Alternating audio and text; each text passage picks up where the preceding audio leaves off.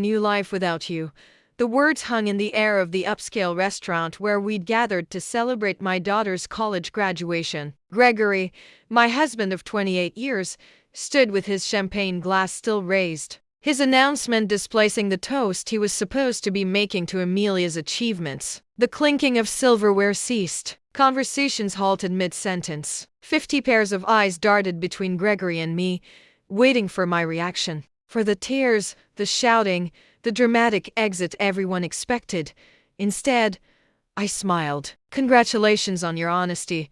My name is Bianca Caldwell. I am 54 years old, and until this moment, I had been playing the role of the devoted wife and mother perfectly. I put my own career aspirations on hold to support Gregory through 3 business ventures, 2 career changes, and countless finding himself phases. I raised our brilliant daughter, Amelia, who sat beside me now, her graduation cap still perched on her head, her expression frozen in horror. From the corner of my eye, I could see Cassandra Wells, Gregory's much younger girlfriend, shifting uncomfortably at the back table where she sat with people I had considered friends for decades. The same friends who apparently knew about the affair but never thought to tell me. The same Cassandra who had attended our Christmas parties, who had once called me for advice about her career. With practiced calm, I reached into my handbag and pulled out a sealed cream-colored envelope. I placed it gently beside Gregory's plate. "What's this?" he asked, his triumphant expression faltering. "Something for you to read later," I replied, keeping my voice steady. I turned to Amelia, whose face had gone pale. I kissed her cheek. I'm so proud of you, sweetheart. This day is still about your accomplishment."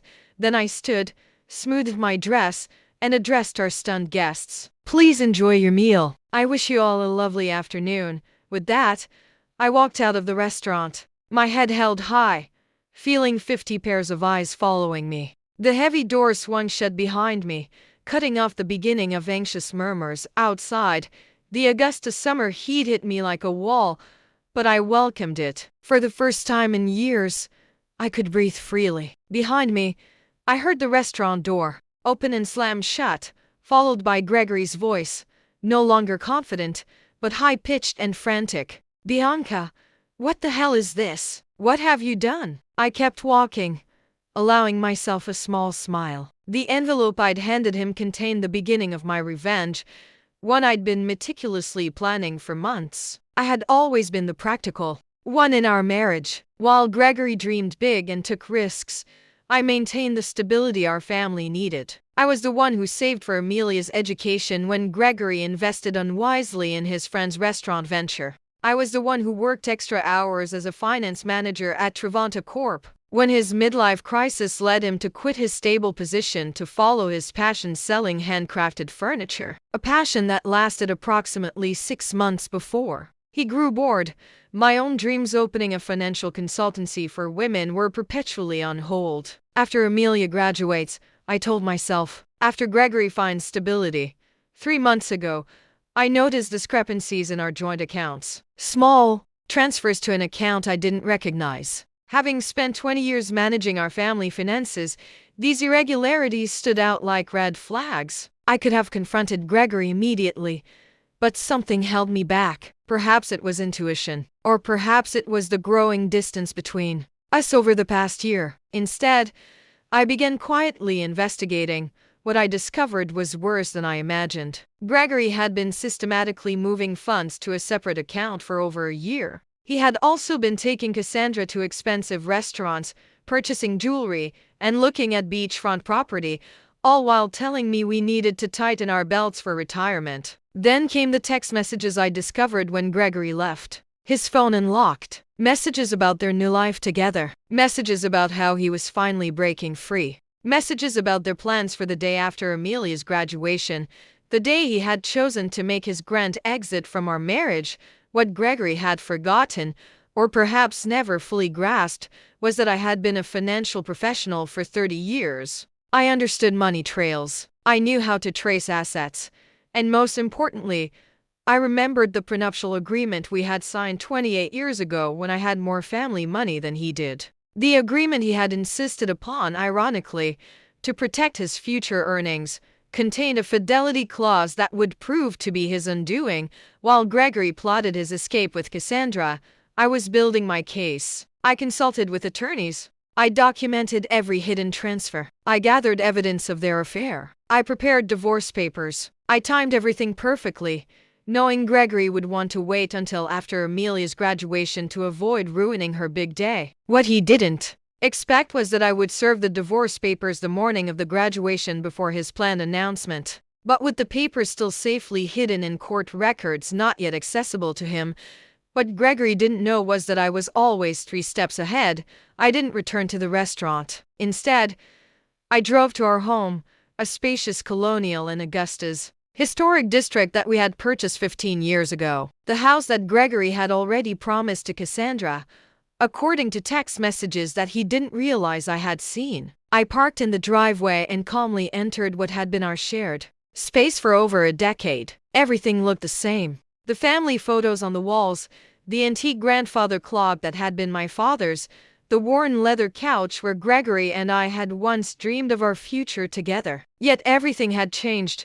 I went upstairs to the master bedroom and opened the closet. Gregory's clothing was already packed in suitcases, hidden in the back, ready for his planned departure tomorrow. I smiled at his predictability. He had always been meticulous about clothing, but careless about the important things. My phone buzzed incessantly with messages from friends at the restaurant, from Amelia, even from Gregory's sister Diana, who had flown in for the graduation. I responded only to my daughter. I'm okay. This isn't your burden to carry. Enjoy your graduation day. We'll talk tonight. I love you. I had protected Amelia from the truth for months, not wanting to overshadow her final semester with family drama. She would be angry that I hadn't told her, but I knew she would understand eventually. Amelia had inherited my practicality along with her father's charisma, a powerful combination that had helped her graduate with honors. 3 hours later, I heard Gregory's car in the driveway. The front door slammed open. "Bianca," he shouted, his voice echoing through the house. "Where are you?" I was sitting in the living room, calmly reviewing documents on my laptop. I closed it as he stormed in, his face flushed with anger, the envelope clutched in his hand. "What is the meaning of this?" he demanded, waving the papers. "You served me with divorce papers today of all days. I thought it aligned nicely with your plans," I replied calmly. "You wanted to start your new life. I'm simply helping facilitate the transition. You had no right to." "I had every right," I interrupted, my voice steady. "Just as you had every right to choose Cassandra. We all make choices, Gregory. The prenup expired years ago," he said, his voice suddenly smug. "Any lawyer will tell you that." I allowed myself a small smile. Actually, it didn't. Section 12 specifically states that the fidelity clause remains in effect for the duration of the marriage. Your lawyer should have explained that to you. Oh, wait. You didn't consult one, did you? The color drained from his face as reality sank in. The prenup he had insisted upon to protect his potential wealth would now cost him everything: the house, the vacation property in Savannah, his portion of our retirement accounts. His grand gesture at the restaurant had just become the most expensive announcement of his life. "You can't do this to me," Gregory said, collapsing onto the couch. "We built this life together, and you chose to end it," I replied, though not in the way you planned. Gregory's phone buzzed persistently in his pocket. He glanced at it, then ignored it. Cassandra, no doubt wondering where he was and why he wasn't following their carefully orchestrated plan. "You've always been calculating, Bianca. But this is cold," he said, trying a different approach. "What about our history? 28 years together means nothing?" I studied him, this man I had loved for nearly 3 decades. The man who had held my hand through to miscarriages before we had Amelia. The man who had once surprised me with a weekend trip to Charleston for our 10th anniversary. When had he changed? Or had he always been this person, and I had been too devoted to notice? "Our history meant everything to me," I answered truthfully. "That's why your betrayal hurts so deeply." His expression softened momentarily, perhaps seeing an opening. "Then maybe we can fix this. I made a mistake." People make mistakes. This wasn't a mistake, Gregory. This was a calculated plan spanning more than a year. You systematically moved our money. You looked at property with her. You plan to announce our separation publicly to humiliate me. His face hardened again. You're exaggerating, am I? I picked up my phone, opened the recording app, and played his own voice. After the graduation, I'll tell her it's over. A public setting is better. She won't make a scene in front of everyone. Then Cassandra's voice. And she has no idea about the money. Gregory again. None. Bianca trusts me completely. That's her weakness. The blood drained from his face. You recorded our conversations? That's illegal. Not in Georgia when one party consents, I responded. And not when it's in your own home. I didn't record your private moments with Cassandra. I'm not cruel. Just the conversations about your plans to defraud me. Gregory stood suddenly agitated. I need to make some calls, of course.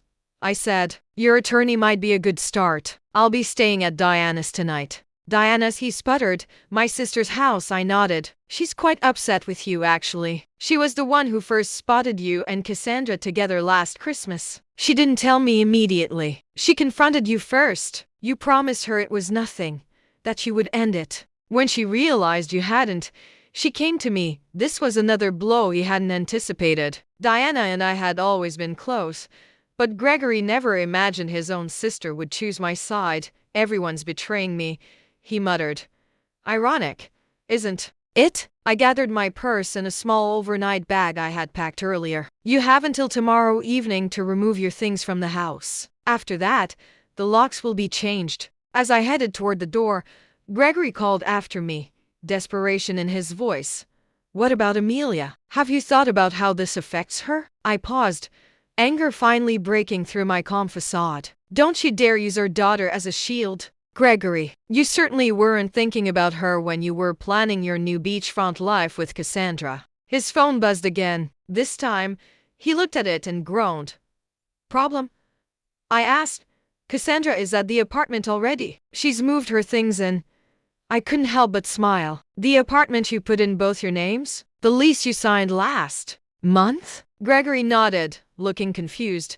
You might want to check with the leasing office. That application was flagged for credit issues and never completed. The agent called our home phone to verify information. I handled it myself. I walked out the door, leaving Gregory to face the first of many consequences. His perfectly planned new life was unraveling faster than he could process. Diana lived in a charming bungalow across town, close to the university where she taught literature. When I arrived, she greeted me with a fierce hug. I just heard from Amelia, she said, pulling me inside. Are you okay? I'm better than I expected, I admitted, following her to the kitchen where a bottle of wine was already open. I never thought Gregory would make such a spectacle, Diana said, pouring two glasses. The restaurant in front of everyone. He's lost his mind. It was meant to humiliate me, I explained, accepting the glass. A public rejection. So I couldn't fight back without looking hysterical.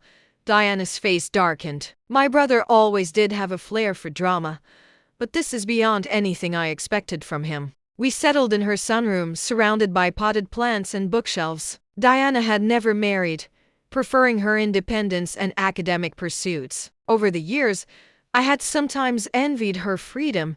What did you put in that envelope that made him so upset? She asked. I explained the contents.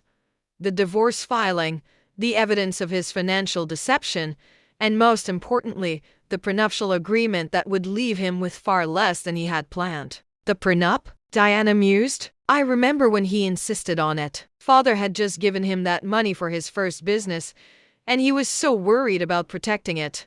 She laughed bitterly. The irony is delicious. My phone rang. Amelia. I took a deep breath before answering. Mom, she said immediately, her voice strained. I'm coming over to Aunt Diana's. Honey, you don't have to. I'm already on my way. She interrupted. Dad is telling everyone you've lost your mind, that you've been planning this for months. He's saying horrible things. Of course he was. Gregory always rewrote narratives to cast himself as the victim. Let him talk, I said. The truth will become clear soon enough. 20 minutes later, Amelia arrived, still in her graduation dress, but with her makeup smudged from crying. She fell into my arms like she used to as a child after a nightmare. Why didn't you tell me? She asked, her voice muffled against my shoulder. I didn't want to ruin your final semester, I explained. You worked so hard for this day. She pulled back, wiping her eyes. Well, Dad took care of ruining it anyway. We moved to Diana's living room where Amelia finally got the full story. How I had discovered the affair, the financial deceptions, and the plans Gregory and Cassandra had made. I knew something was off with Dad, Amelia admitted. He's been different, distracted, always on his phone, but I never imagined. None of us want to see these things in people we love, Diana said gently. My phone buzzed with a text message from Philip Anderson, my attorney. The emergency filing had been approved. The accounts I had identified were frozen, pending the divorce proceedings. Gregory now had limited access to funds, enough for living expenses, but not enough to follow through on the property purchases he had planned with Cassandra. I showed the message to Diana and Amelia. Good, Amelia said firmly. He deserves it. My daughter's loyalty warmed me, but I wasn't naive. He's still your father, I reminded her. Your relationship with him is separate from what's happening between us. Amelia shook her head. Maybe someday, but right now, I can't even look at him. He hugged me this morning and told me how proud he was, all while planning to blow up our family hours later. The doorbell rang, interrupting our conversation. Diana went to answer it, returning moments later with a troubled expression. It's Gregory, she said, and he's not alone. I steeled myself as Diana led Gregory and Cassandra into the living room. Cassandra looked uncomfortable, shifting her weight from one foot to the other, her eyes darting around the room. She was 37, not exactly a trophy wife, but still 17 years my junior, with shoulder-length blonde hair and the kind of confidence that comes from never having faced real hardship. Gregory, by contrast, looked furious. His earlier desperation had hardened into anger. Bianca, you need to stop this insanity, he demanded. Unfreeze the accounts. We can discuss this like reasonable adults. Amelia stood up, placing herself slightly in front of me. Maybe you should have tried being reasonable before announcing to everyone that you were leaving. Mom. Gregory's eyes widened as if just noticing our daughter. Amelia, this doesn't involve you. Doesn't involve me? She echoed incredulously. You blew up our family on my graduation day, and it doesn't involve me? Cassandra touched Gregory's arm. Greg, maybe we should go. He shook her off. No, I'm not leaving until Bianca agrees to be rational about this. Diana folded her arms. My sister-in-law seems to be the only rational person in this scenario. You're the one who created this mess, Gregory. I remained seated, watching the drama unfold. For years, I had been the peacemaker, the one who smoothed over conflicts and kept everyone happy. That role was exhausting, and I had finally set it down. The accounts will remain frozen until the preliminary hearing, I said calmly. That's in 3 days. The judge will determine appropriate asset division at that time. 3 days? Gregory sputtered. What am I supposed to do for 3 days? You have your personal account, I reminded him. The one you've been funneling money into for the past year. That should be sufficient. Cassandra's head whipped toward Gregory. You have a separate account with how much in it? An interesting dynamic was emerging. Clearly, Gregory hadn't been entirely forthcoming with Cassandra either. Gregory ignored her question. This is vindictive, Bianca. This isn't like you. Perhaps you never really knew me, I replied. Just as I apparently never really knew you, Amelia turned to Cassandra. Did you know he was going to announce it like that at my graduation celebration? Cassandra had the decency to look ashamed. I thought he was going to talk to your mother privately. The announcement today was unexpected. Gregory shot her a betrayed look. Cracks were already forming in their united front. I think you both should leave, Diana said firmly. You've upset Amelia enough for one day. Amelia, Gregory pleaded. You understand that relationships change, don't you? Sometimes people grow apart. My daughter's face hardened in a way I had never seen before. What I understand is that you're a coward who couldn't even give Mom the dignity of a private conversation.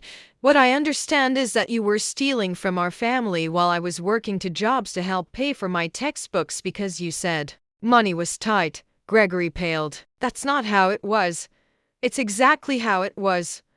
Amelia cut him off. Please leave, Dad. I can't look at you right now. The silence that followed was deafening. Finally, Gregory turned to go, Cassandra trailing behind him. At the door, he paused and looked back at me. This isn't over, Bianca. I'll fight you on this. I met his gaze steadily. You're welcome to try. After they left, Amelia collapsed next to me on the sofa, tears streaming down her face. I've never talked to Dad like that. I wrapped my arm around her shoulders. Sometimes standing up for what's right is. While I was in the hospital with a broken leg after a car accident, my boyfriend posted pictures of himself at a party with his ex, captioned, "Finally free from the needy drama queen and her constant demands. We'd been together for years." I didn't comment. This morning, my phone wouldn't stop vibrating with desperate messages and his mother begging me to reconsider. Okay. So I have been dating Richard for years, and it's been a journey like one of those journeys where the tour guide abandons you halfway up the mountain and you realize you've been carrying everyone's backpacks the whole time. That kind of journey. We met when I volunteered at this community garden restoration project that my company was sponsoring. I was assigned to the compost team, and Richard was the team leader who called himself the Compost King. You'd think that was a red flag, but despite this, I found his enthusiasm for rotting vegetables endearing. He had this whole speech about how breaking down is just the first step to building something beautiful, and my dumb, plant-loving heart was like, sign me up for this metaphor. Fast forward for years, and I now realize the only thing being composted was my self-respect. Let me count the ways Richard had helped with rent, exactly 7 times and for years. My name is the only one on the lease because his credit is temporarily damaged for years apparently. He's between jobs approximately 60% of the time we've been together. When he does have money, it goes to his gaming setup, his clothing, or going out with the boys. He's asked to borrow my car more times than he's asked how my day was, but your girl was in love, so I made excuses for him. He was finding himself and had potential, and all that garbage we tell ourselves when we're dating a man-child. So, last week, I got into a pretty bad car accident. Some idiot ran a red light and T-boned my car. I ended up with a broken leg, 3 fractured ribs, and a concussion. The doctor said I was lucky it wasn't worse, but TBH, it felt pretty damn awful. Richard visited me in the hospital once for 20 minutes. He said hospitals give him anxiety and he needed to process this trauma in his own way, the trauma that happened to me. Not to make it about me or anything, but I was the one with metal pins in my leg. My best friend, Anastasia, stayed with me though. She slept in that uncomfortable hospital chair for 3 nights. She helped me to the bathroom, brought me real food, and even washed my hair in that tiny sink because I couldn't shower. That's friendship. People.so. There I am, drugged up, on pain meds when Anastasia gets this weird look on her face while scrolling through her phone. I asked what was wrong, and she tried to play it off, but I could tell something was up. I grabbed her phone. Rude, I know, but pain meds make me aggressive. Well, what do I see? Richard at a party with his arm around his ex, Katie. The caption? Finally free from the needy drama queen and her constant demands. I just froze. 4 years. 4 whole years of my life supporting this man emotionally, financially, putting up with his finding himself phases, his gaming addiction, his inability to clean a toilet properly, and this is what he posts when I'm literally broken in a hospital bed. The worst part was seeing all the comments from our friends saying things like, "Glad you're happy, bro, and you deserve better." Where were the people saying, "Hey, isn't your girlfriend in the hospital right now?" I didn't comment. I didn't text him. I didn't call. I just processed. And while I processed, I remembered something very important. My name is the only one on the lease. So I made some calls. I called my landlord and explained the situation. I called my brother. I called my cousin. And I made a plan. Fast forward to yesterday. Richard had been back to the apartment a few times while I was staying with Anastasia during my recovery, but he had no idea what was coming. My brother and 2 of his co-workers helped me execute phase 1 of my plan. We packed up every single one of Richard's belongings, every crusty sock, every limited edition Funko Pop, Every gaming console and special edition controller, his precious collection of craft beers, his signed baseball cards, everything, and we threw it all in the dumpster behind our apartment complex. Not the recycling bin, the dumpster. The compost king can decompose with his trash where he belongs. That might seem harsh, but here's the thing. Richard hadn't paid rent in 3 months. The landlord had been sending notices that I'd been hiding from him because I was embarrassed that my boyfriend couldn't contribute. I had been picking up extra freelance work to cover his while he told me he was networking for opportunities. Here's where it gets even better. You know what Richard was doing instead of visiting me in the hospital? He was interviewing for a job that my connections helped him get. A job he was supposed to start next week. Was supposed to. Let's just say that the hiring manager is my former college roommate's brother, and he received some very interesting information about Richard's financial history and reliability, along with screenshots of those social media posts about being finally free from his needy girlfriend, who was hospitalized. This morning, my phone started blowing up. Text after text from Richard.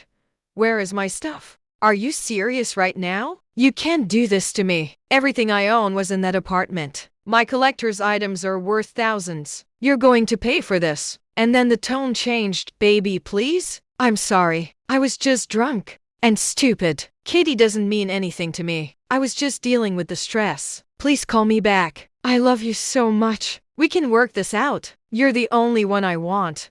But the best messages? Those came from his mother. Richard's mom has always treated me like I was lucky to be with her precious boy. She called me crying, saying I need to reconsider what I've done, that her son made a mistake but doesn't deserve to have his life ruined. She said he told her about the other thing I did, the job situation, and that I was being vindictive and cruel. And you know what? Maybe I am. But 4 years of supporting someone who couldn't even be bothered to visit me more than once in the hospital, who publicly celebrated being free from me while I was learning how to use crutches. The lease renewal is coming up next month. I'm not renewing. I'm moving in with Anastasia until I find a new place, a fresh start with furniture that doesn't have memories of Richard gaming on it while I cooked, cleaned, and paid the bills. I don't regret what I did.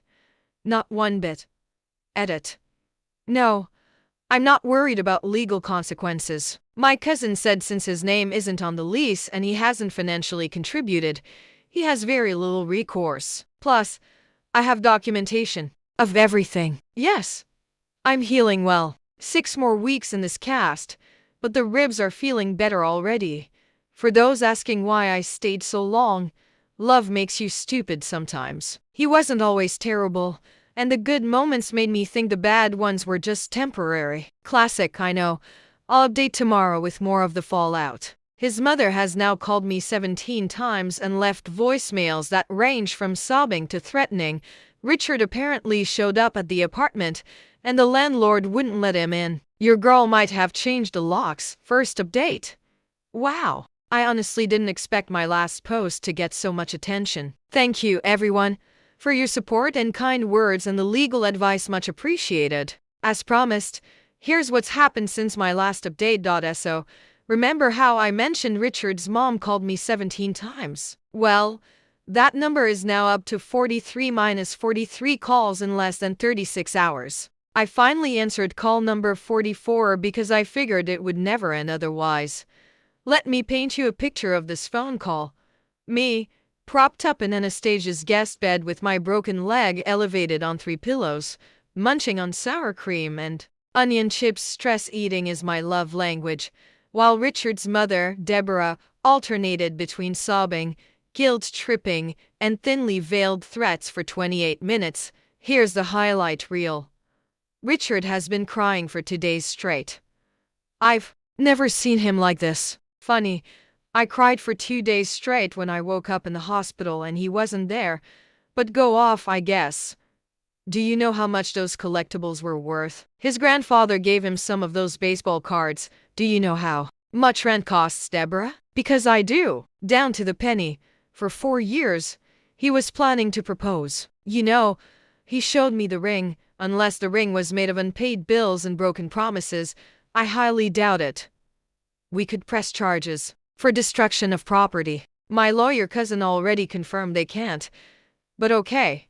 When she said, "Richard told me everything about how you've been controlling his finances and isolating him from his friends and family," I literally laughed so hard I almost popped. A stitch. Emmy, controlling his finances? The man who once spent our grocery money on a limited edition gaming keyboard. The man who borrowed 30 from me for a business opportunity that turned out to be cryptocurrency? The man who hasn't voluntarily shown me his bank account in 3 years. And isolating him from friends and family? I planned his birthday parties. I bought his mother's Christmas presents. I drove him to family functions when his car got repossessed. But here's where it gets really interesting.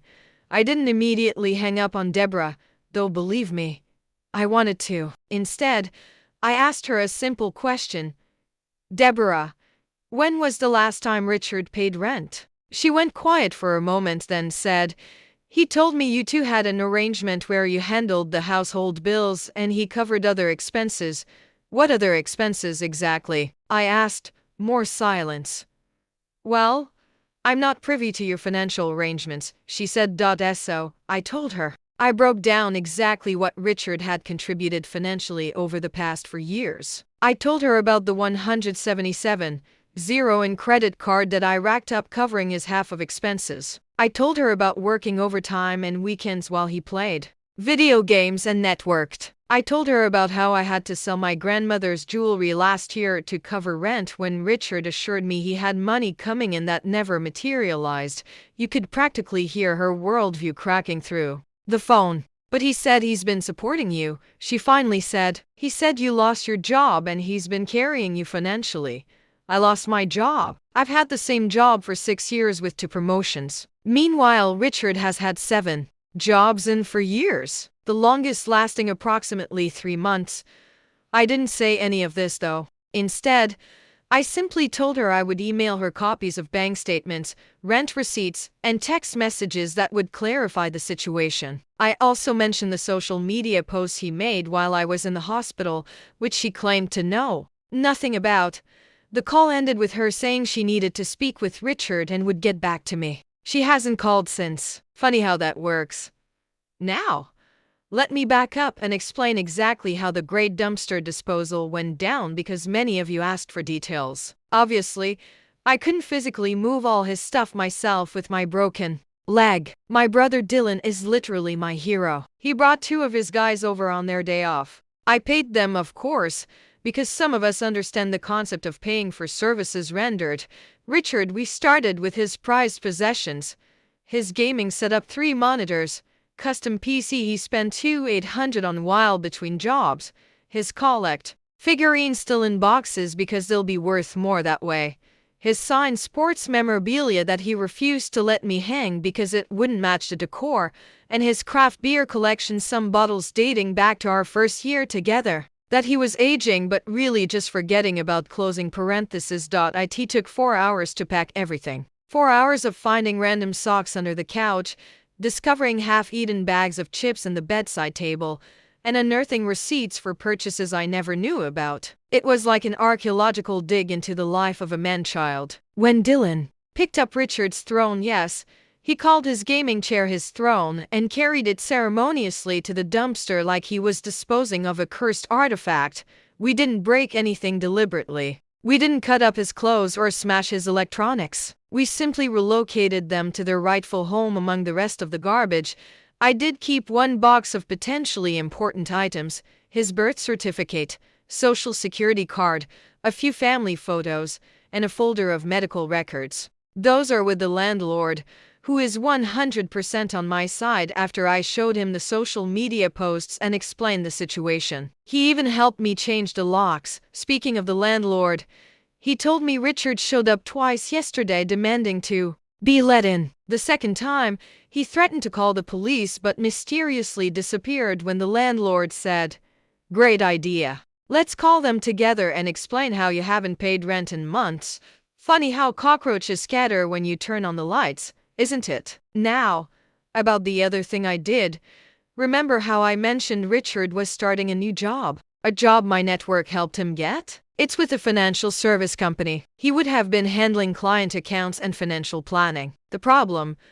Richard can't even plan his own finances. This is a man who once overdrafted his account, buying a video game, then overdrafted it again the next day buying another video game because he forgot about the first overdraft. So, I reached out to my friend's brother and simply shared some concerning information. Screenshots of Richard's social media posts, unprofessional, his rental payment history non-existent, and some choice text messages where he bragged about working the system to avoid paying bills. Was this petty? Maybe. But consider this. Would you want someone handling your retirement account who can't even remember to pay his electric bill? I didn't lie. I didn't exaggerate. I simply provided factual information about his character and financial responsibility. What they did with that information was their decision. Spoiler alert. They rescinded the job offer, which brings us to today's developments. Richard has graduated from angry texts to sad emails sad emails about how he's been reflecting and realizes his mistakes and wants to make things right. He claims the posts with Katie were just for show, and that they're just friends and he was acting out because he was scared of losing me after the accident. According to these emails, he's a changed man. He's seen the error of his ways. He's ready to commit and contribute and be a real partner. It only took a car accident that nearly killed me, 4 years of financial exploitation, public humiliation on social media, losing all his possessions, having his job offer rescinded, and being exposed to his mother. What a bargain price for personal growth. Richard's roommate from college, Remy, reached out to me. Apparently, Richard has been staying on his couch and crying a lot while also planning to win me back. Remy wanted to warn me that Richard has been talking about some grand gesture to prove his love. I thanked Remy for the heads up and asked him to let me know if Richard mentions anything concerning. Remy agreed and also apologized for not seeing what kind of person Richard really was. Turns out Richard owes Remy money too. I am shocked. I tell you, I'm honestly just tired physically from the accident, emotionally from all this drama, but I'm also feeling something I haven't felt in a long time. It's like I've been carrying a heavy backpack for years and suddenly it's gone. My shoulders literally feel lighter. Tomorrow, I have a follow-up appointment for my leg and then Anastasia and I are going apartment hunting online. My lease ends in 30 days, and I cannot wait to start fresh. Thanks for listening to this marathon update. I'll post again if anything major happens, especially if Richard attempts his grand gesture. Based on his track record, it will either be wildly inappropriate, surprisingly cheap, or somehow make everything about him, possibly all three. Edit. Several people asked about my car. It was totaled in the accident. Insurance is covering it, but I'm still waiting on the payout. For now, I'm relying on Anastasia and rideshare apps for transportation. Edit 2. For those concerned about Richard coming after me physically, don't worry. My apartment building has security cameras, Anastasia's building has a doorman, and Richard is, above all else, a coward. He talks big but wilts under any real confrontation. That's the full text punctuated. Let me know if you'd like any adjustments.